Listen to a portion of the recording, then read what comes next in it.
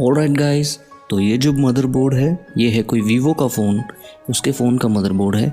इसमें आप देखेंगे दो बड़ी चिप्स लगी हैं। सबसे बड़ी वाली चिप जो है 2-in-1 चिप है। ये 2-in-1 यानी एक तो इसमें eMMC है जो आपकी स्टोरेज करती है, आपकी वीडियोस फोटोज़ सब चीज़ें। दूसरी इसमें है रैम। ये दोनों चीज़ें इसी में हैं। eMMC यानी एम्बेडेड मल्टीमीडिया कार्ड और DDR यानी डबल डाटा रेट की रैम।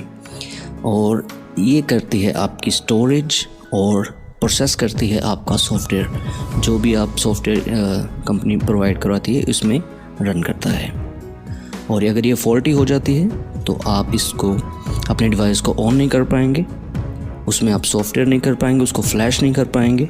कई बार डिस्कनेक्ट होने की वजह से ये हैंग ऑन लोगों की प्रॉब्लम आती है, तो उसमें आपको eMMC निकाल के रीबोल करना पड़ता है या रीप्रोग्राम करना पड़ता है। उसके बाद इसके बिल्कुल बगल में लगा है CPU यानी SoC। ये है आपका कंट्रोल यानी सिस्टम। इससे आपका पूरा फ़ोन कंट्रोल होता है, पूरा सिस्टम इसी पे बेस्ड होता है। और अगर ये फॉल्टी हो जाता है तो उस टाइम आपका फ़ोन फेल हो जाएगा, सिस्टम फेल हो जाएगा, टर्न ऑन भी नहीं होगा, कुछ भी नहीं कर सकते आप। इसके बाद ये ऊपर स्क्वायर शेप में छोटा सा IC लगा है। ये है वाईफाई और ब्लूटूथ के लिए। अगर ये फॉल्टी होगा तो अपने पर्टिकुलर फंक्शन जैसे वाईफाई ब्लूटूथ वगैरह बंद कर देगा। अगर इसकी सप्लाई शॉर्ट हो गई, जिससे जहाँ से इसकी वोल्टेज है, अगर वो शॉर्ट हो गई तो आपका फ़ोन भी टर्न ऑन नहीं होगा। इसके बाद नीचे लगा है चार्जिंग IC, छोटा सा IC, पावर IC भी बोलते हैं प्राइमरी इसको।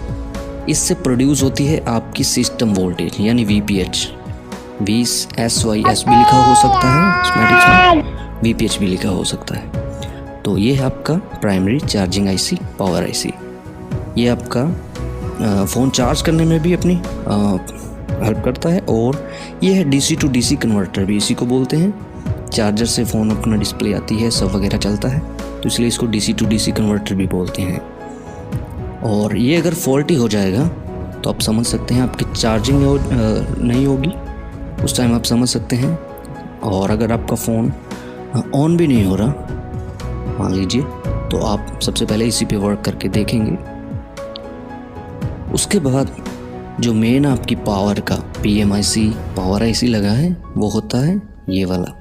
इसके अगल बगल में आप देखेंगे बहुत सारी कॉइल्स लगी होती हैं। और ये सिस्टम पूरे सिस्टम के लिए, पूरे फ़ोन के लिए वोल्ट्स बनाता है, अलग अलग सेक्शंस के लिए। जैसे बक वोल्ट है जो eMMC के लिए कॉइल के थ्रू, बक कॉइल लगी थी उसके थ्रू जाता है। दूसरी है